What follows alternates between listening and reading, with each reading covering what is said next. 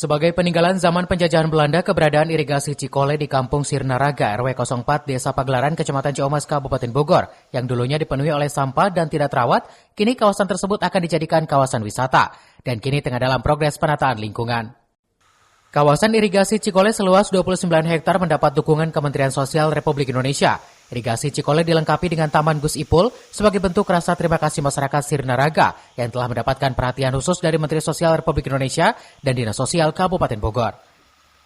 Proyek penataan kawasan irigasi tersebut dikelola penuh kelompok masyarakat sekitar. Pengerjaan dilakukan di beberapa titik di antaranya revitalisasi irigasi Cikole, pembuatan Taman Gus Ipul, lahan parkir, rehab majelis dan aula pertemuan hingga pemagaran di kawasan Ragasi, kolam renang anak hingga sarana lainnya. Nantinya kawasan ini pun melibatkan para pelaku UMKM sebagai meningkatkan perekonomian warga sekitar.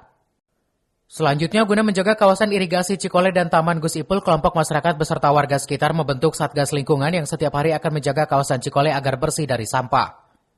Kawasan yang ditata yang pertama, taman di sekitaran Cikole, kita beri nama Taman Gus Ipul. Terus kolam berenang anak, terus taman bermain anak itu kita juga buat, sama balai warga juga kita buat di sini.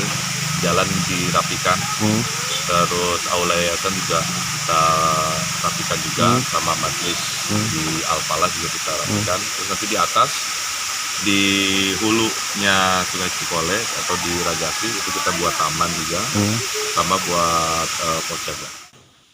Progres pengerjaan penataan kawasan irigasi Cikole saat ini telah mencapai 80% dan sesuai target selesai hingga akhir bulan dan akan diresmikan langsung oleh Menteri Sosial Republik Indonesia, Saifullah Yusuf, akhir bulan ini. Dari Ciamas, Kabupaten Bogor, Iman Abdurrahman melaporkan.